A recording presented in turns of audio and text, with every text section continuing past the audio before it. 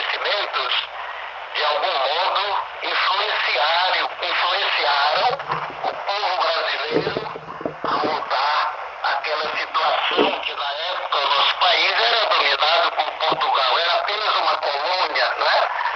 Outro acontecimento importante, também fundamental para a independência do Brasil, foi a vinda da família real, em 1808, para o Brasil. Depois do anúncio de Napoleão que iria invadir Portugal, a coroa portuguesa, na época, tinha como príncipe regente Dom João VI, né? Dom João VI, resolveram então, aconselhados pelos seus ministros e assessores diversos, a mudar a corte para uma colônia, e a colônia indicada por eles, pelos assessores, era a colônia brasileira, onde tinha melhores condições de abrigo, de desenvolvimento e de proteção à família real contra as investidas do imperador, já na época imperador Napoleão Bonaparte. E assim aconteceu a fuga, a vinda da família real para o Brasil.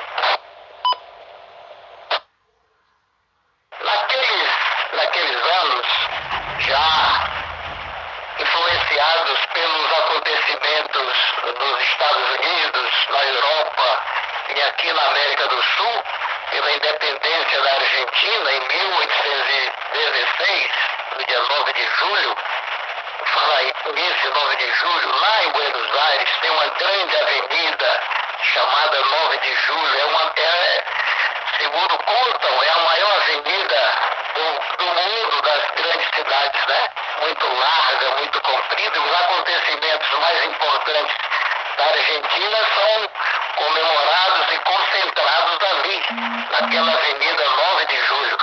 É um lugar interessante e histórico para o povo argentino.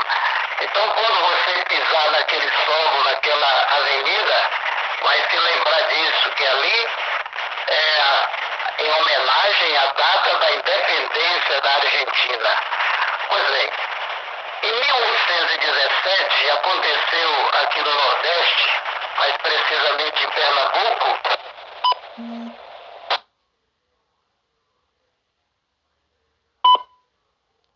um movimento de separação.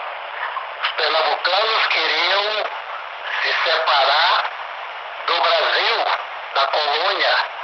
Tem ali uma confederação, uma república independente. Dom João VI já estava no Brasil, isso foi em 1817, e teve como líder maior o Frei Caneca, que foi morto, né, pelas forças portuguesas, pelas forças da coroa portuguesa já instalada aqui no Brasil. E outros movimentos de separação aconteceram também na Bahia, no Maranhão e vários lugares do nosso país. E a presença de Dom João VI no Brasil apaziguou essa situação, foi controlada. Inclusive Pernambuco não era, naquela época, o tamanho que é hoje, era muito maior. E Dom João, na época da repressão àquele movimento, mandou reduzir o Estado, tornando o tamanho que ele é hoje, né? Dali foi criado o Estado de Alagoas, por exemplo, saído do território pernambucano. Era um tipo de represália, né, aos pernambucanos pelo seu ato de separação. Pois bem, esses fatos, como eu falei, influenciavam a todo momento o povo brasileiro, que queria ter o seu país livre, independente da coroa portuguesa. Com a volta de Dom João VI para Portugal, o povo português exigia a sua volta, ele não teve outra alternativa senão voltar para Portugal. E deixou, como todos sabemos, o seu filho, Dom Pedro I. que Dom Pedro I, então, conduziu o Brasil pelo tempo em que foi o nosso imperador, né? E já era a intenção de Dom Pedro e de Dona Leopoldina, com José Bonifácio, essas pessoas importantes e influentes no Brasil, esta separação, tornar o Brasil uma nação livre, uma nação independente, que tomasse seu próprio rumo, a sua história. E aconteceu, como sabemos, no dia 7 de setembro de 1822, o grito, aquele famoso grito, o grito do Ipiranga, feito por Dom Pedro I, né? Todos nós sabemos dessa história. E a informação ia se espalhando pouco a pouco pelo país. A vila de São João, da Parnaíba, a nossa hoje Parnaíba, lá no litoral piauiense, tinha o núcleo de pessoas imbuídas no mesmo propósito de acompanhar Dom Pedro na independência do Brasil. E haviam, pelo país inteiro, grupos que não aceitavam, especialmente aqui no Nordeste, situações em que não queriam esta separação, poderiam aceitar a separação do Brasil, mas deixando o Nordeste ligado à coroa portuguesa. Isso motivou alguns movimentos, algumas batalhas, e a principal batalha por esta independência inteira do país, sem fragmentação, foi a Batalha do Genipapo. Pois bem, então em Parnaíba, como já falei, um grupo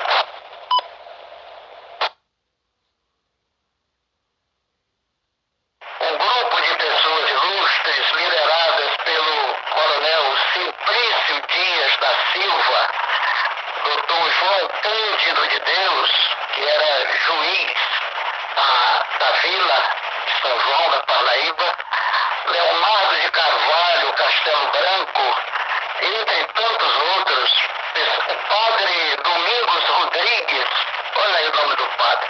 O meu nome é Domingos Damasceno Rodrigues, e o nome do padre é Domingos Rodrigues.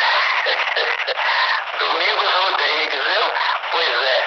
Domingos Dias da Silva, olha aí, dois domingos participando desse movimento.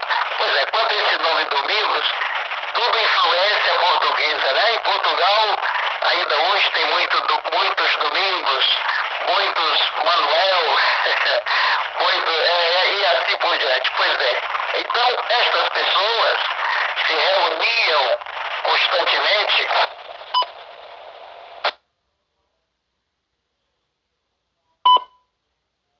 na Câmara Municipal.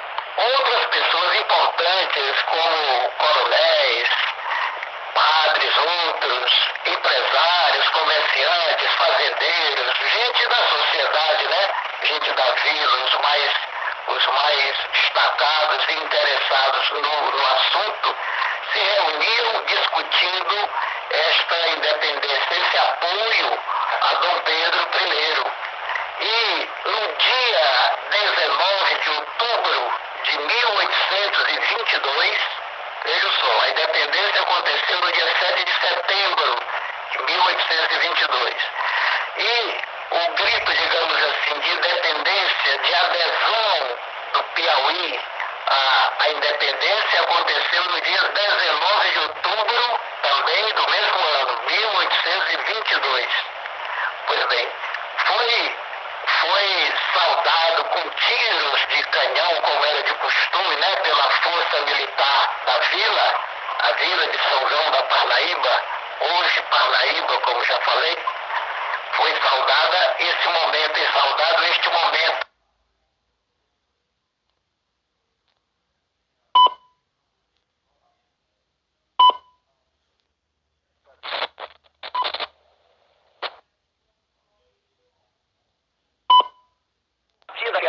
data, daquele momento, a notícia foi enviada, foi distribuída para São Luís, para Campo Maior, que já era uma vila também, e para Oeiras, que era a capital do Piauí, né?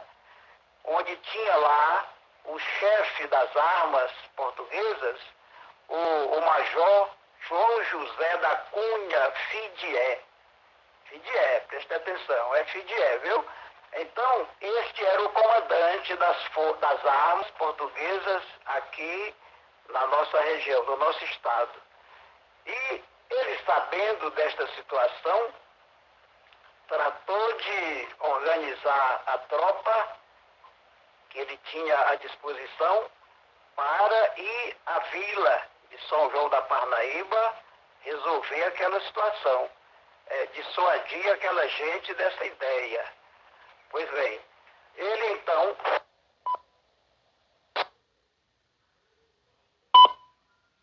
preparou a tropa, cerca de 400 homens armados, né? Como ele era o chefe das armas, tinha na época as melhores armas que o momento propiciava, né? E se deslocou então no dia 13 de novembro de 1822, em direção à vila de São João da Parnaíba. No dia 25 do mesmo mês, novembro, ele chegava a Campo Maior. Campo Maior tinha também um destacamento militar das forças portuguesas. Lá na vila de Campo Maior, a notícia tinha chegado de Parnaíba e as pessoas se dividiam, uns querendo a independência, outros não, outros querendo permanecer dominados pela coroa portuguesa. E Fidié, chegando lá, conversou com os seus comandados, com o seu batalhão que havia lá. Não era bem um batalhão, era uma guarnição militar sem a estrutura que temos hoje de um batalhão, mas era um agrupamento, né, de militares. Conversou então com os empresários também, convenceu alguns, não convenceu a todos, naturalmente, e seguiu para Piracuruca. Piracuruca é uma cidade que fica a 120 quilômetros da vila de São João da Parnaíba. Lá também tinha um destacamento militar, onde ele manteve conversas com essas pessoas, incentivando-os a ficarem com a coroa portuguesa. E assim a coisa se desenrolava, né? De lá, então, seguiu para a vila da Parnaíba, chegando lá no dia 18 de dezembro de 1822. Acontece que, embora não houvesse o meio de comunicação como se tem hoje,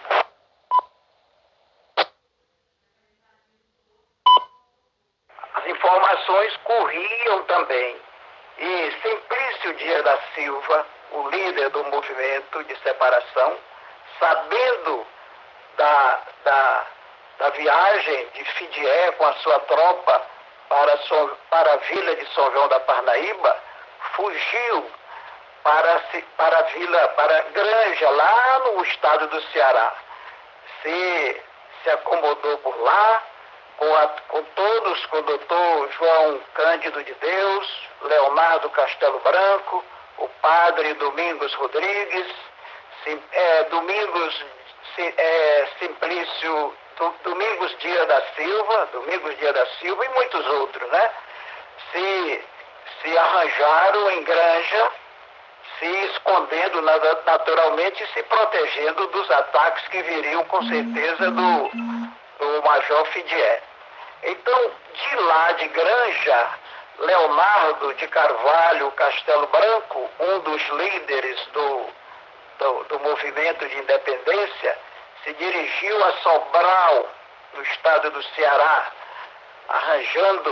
convencendo pessoas a participarem também desse momento e trazendo dois pelotões, digamos assim, para o Piauí. Um viria para Piracuruca e o outro grupo para Campo Maior. Quando o primeiro grupo chegou em Campo Maior, aliás, em Piracuruca, prendeu a guarnição que havia lá. Havia um capitão comandando a guarnição portuguesa e Leonardo, com o pessoal do Ceará, prenderam todos esses militares e ficaram aguardando o retorno de Major Fidié, que voltaria brevemente de Parnaíba, não é? Enquanto isso, outro grupo viria para Campo Maior e lá convencer as pessoas a se juntarem a eles, a esse grupo de cearenses, para combater o Major Fidié no seu retorno.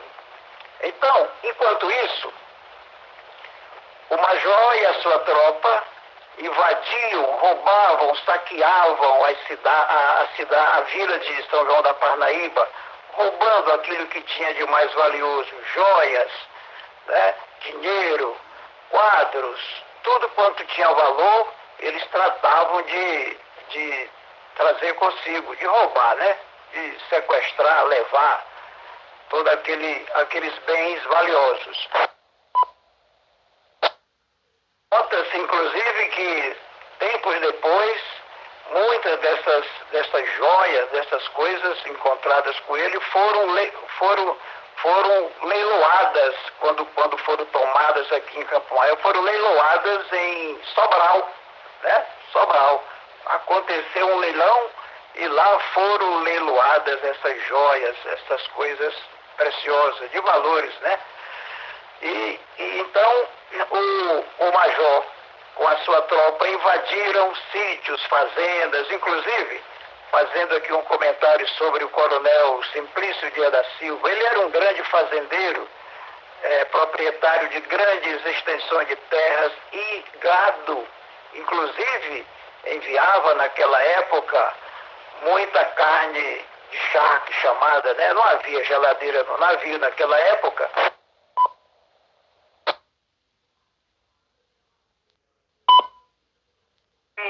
Essa carne de boi era salgada, embarcada dos seus navios, ele mesmo tinha sua própria estrutura de navegação, sua frota de navio, e levavam para Portugal.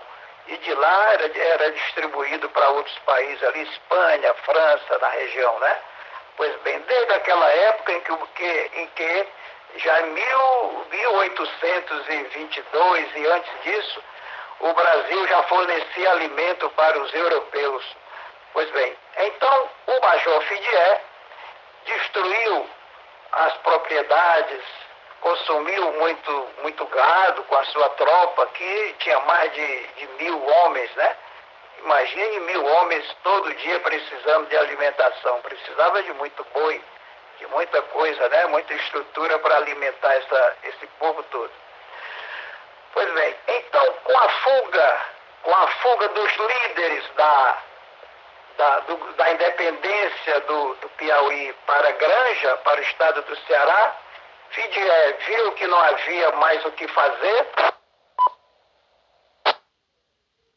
e retornou para Oeiras. Só, enquanto isso, Oeiras também se movimentava. E no dia 22 de novembro, de 1822, liderados pelo brigadeiro Manuel de Souza Martins, aconteceu um movimento lá que juntou as lideranças principais de Oeiras, que era a capital na época, e liderados por ele, na Câmara Municipal, fez-se uma eleição, elegendo o próprio Manuel de Souza Martins como o presidente do Estado, né? Presidente do Estado do Piauí. com o apoio da população, dos vereadores da época. E no dia 24 de janeiro,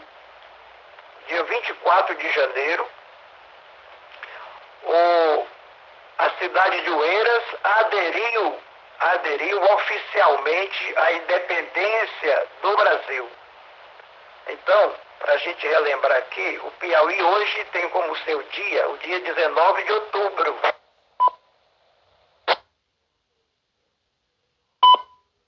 Existem 3 datas que poderiam ser também o dia do Piauí. O 13 de março, o dia da Batalha do Genipapo, e o 24 de janeiro, que é o dia da adesão de Oeiras, a capital, à independência do Brasil. E nisso que o brigadeiro, agora presidente, né, assume o comando do Estado, envia para o Major Fidier a mensagem em que anuncia que foi feita a eleição, que ele é o comandante agora, é o presidente da província, e que ele não volte para o sossego do povo de Oeiras e do Piauí, que ele não volte mais a Oeiras. Então, ele já vem de volta de Parnaíba. E conforme Leonardo de Carvalho Castelo Branco preparou todo o ataque em Piracuruca, o primeiro ataque à tropa que vem voltando de Parnaíba, né? Mas lá nada acontece. Logo eram poucos os membros e muita gente, mais de 1.000 homens, em torno de 1.100 homens preparados, armados para o combate. Então, em Piracuruca, nada acontece que seja de grande relevância para mudar o destino da tropa que está retornando de Parnaíba. A coisa acontece mesmo em Campo Maior.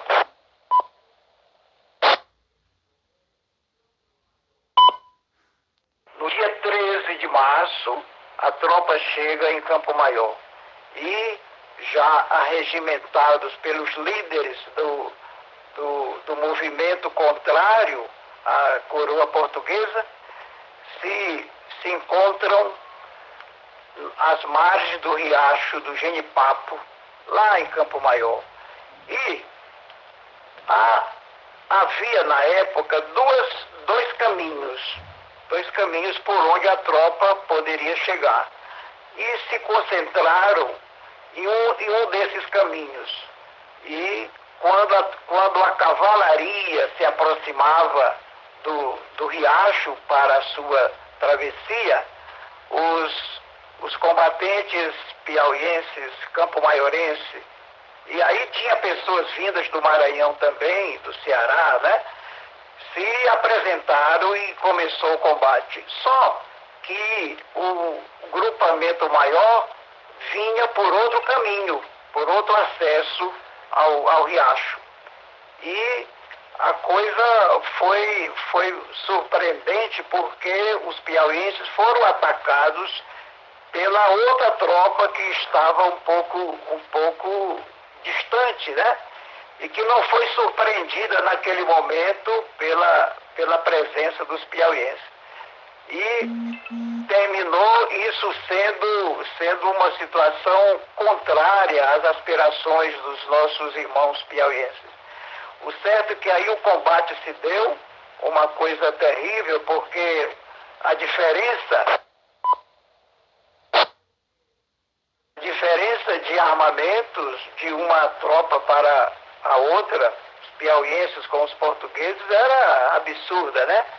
Os nossos irmãos piauienses e cearenses tinham em mãos facões, enxadas, foices, espingardas, bate-bucha, quer dizer, uma coisa muito diferente das armas dos portugueses, que tinham armas modernas para a época, né, vinda diretamente da Europa.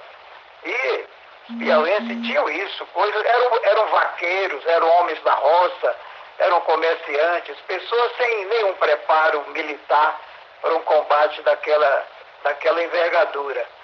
Mas aí a coisa se deu em termos de por um tempo de 5 horas contínuas de combate. Você imagina, do lado dos piauienses, os brasileiros, eram em torno de 2.000 pessoas aproximadamente.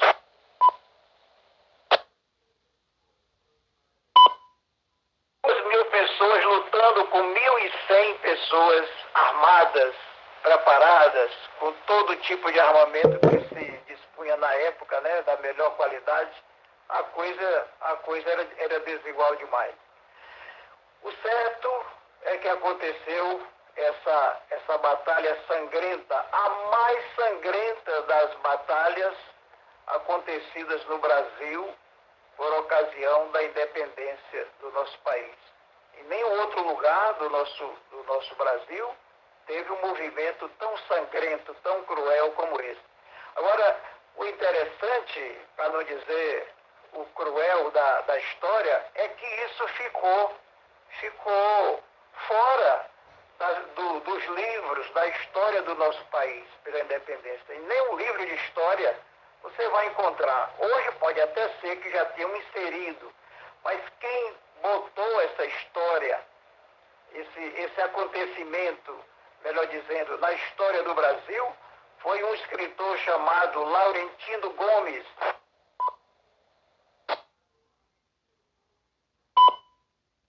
que escreveu anos atrás um livro sobre a história da vinda da família real para o Brasil, falando da independência do Brasil e falando detalhadamente dessa batalha que aconteceu às margens do riacho Genipapo, no município de Campo Maior. Esse moço botou isso na história do Brasil. Hoje, quem lê este livro, o título do livro é 1808, a vinda ou a fuga da família real para o Brasil. Laurentino Gomes, quem puder ler este livro, quem puder adquirir, você vai encontrar uma história bem contada, belíssima, com muitos detalhes até desnecessários, né, para a história. E vai se inteirar de como aconteceu a independência do nosso país, com muitos detalhes. Pois bem, então o Major Fidié, depois de 5 horas de luta, perdeu 20 homens da sua tropa. Enquanto isso, cerca de 200 a 400 piauienses pereceram também nessa batalha cruel. Os escritores do assunto falam um número assim, um tanto distante, né? De 200 a 400. Convenhamos que é uma diferença muito grande. É que não tiveram na época, certamente, a preocupação de contar isso com mais precisão, pensando na história futura dessa situação, desse combate, dessa batalha. Pois bem, então Fidié, depois que conseguiu sair do riacho do Genipapo, se refugiou em uma fazenda em Campo Maior, nas proximidades da cidade de Campo Maior. A tropa esfacelada, cansada, com muitos feridos, mais de 60 militares feridos, né? Trataram de sepultar os mortos, cuidar dos feridos, e pela madrugada, na calada da noite, digamos assim, alguns piauienses foram lá nessa fazenda onde eles estavam acampados e roubaram muita coisa desse grupo, liderada pelo Major Fidié. Inclusive joias, né, que ele tinha roubado, o Major tinha roubado lá em Parnaíba. E levaram canhões, levaram armamentos, levaram muita coisa, o que puderam levar. Vejam só, na madrugada os soldados todos arrasados, acabrunhados, cansados, né? Estragados pela batalha, pela luta, estavam exaustos, cansados, não se deram conta da situação do assalto que aconteceu silenciosamente nessa fazenda. E quando pela manhã se deram conta da situação,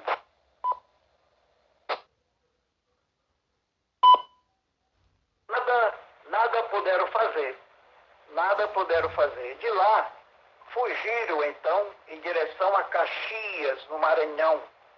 Caxias, no estado do Maranhão. E por lá ficaram um tempo se recuperando e tal, quando as tropas piauienses e cearenses e maranhenses também foram a Caxias para eliminar com o Major Fidié. Ele estava acampado lá já há muito tempo, né?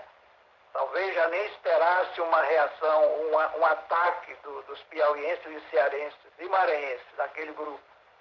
Quando no mês de julho, vejam só, a batalha aconteceu em março, dia 13 de março, e ele fugiu para Caxias. Em julho, chegou um grupo de piauienses, cearenses e maranhenses, e lá prenderam o Major Fidié.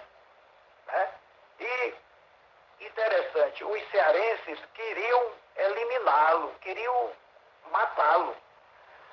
Nisso chegava a Caxias o brigadeiro Manuel de Souza Martins, que convenceu aos cearenses e piauienses e maranhenses a não fazerem aquilo, a não matar, a não eliminar o Major Fidié.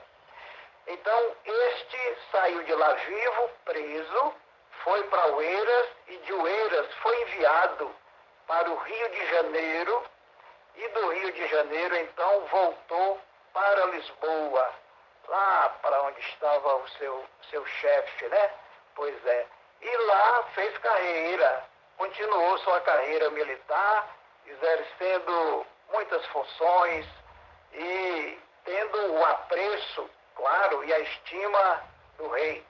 Pois bem, pois isso é um relato sucinto, digamos assim, dessa batalha sangrenta mais cruel que aconteceu pela independência do nosso Brasil.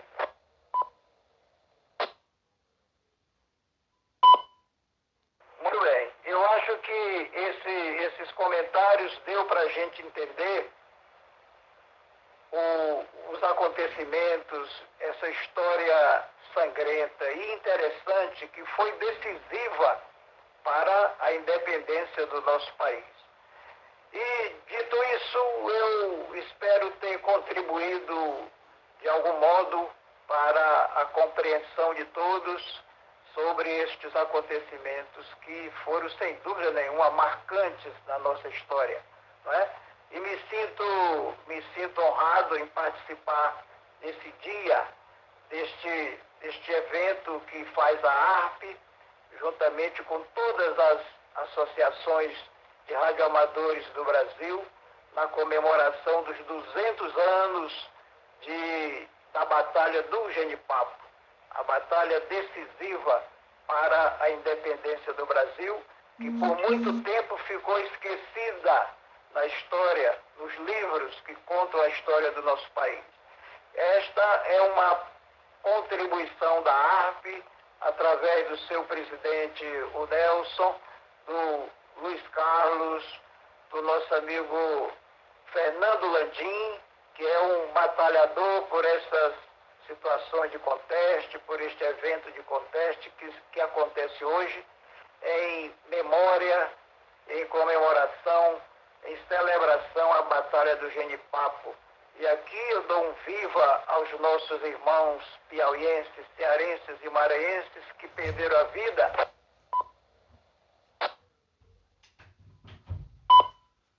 no dia 13 de março de 1823, defendendo a nossa pátria, o nosso Brasil. E termino aqui, como já disse, esperando que tenham entendido, compreendido esse breve comentário sobre tão grande acontecimento histórico do nosso país. Muito obrigado aos senhores e senhoras que me acompanharam nesse tempo sobre este assunto. PS8 Delta Delta Romeu, desejando a todos um ótimo dia, um domingo cheio de paz, de saúde, de esperança a todos os nossos irmãos brasileiros.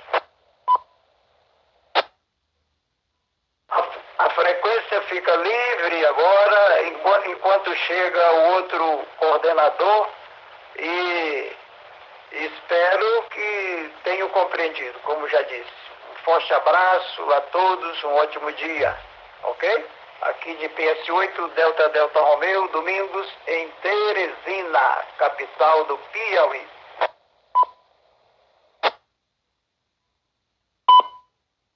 Se alguém quiser comentar alguma coisa, se manifestar, nós temos tempo ainda, né? Porque a outra coordenação só vai entrar ao meio-dia, ok?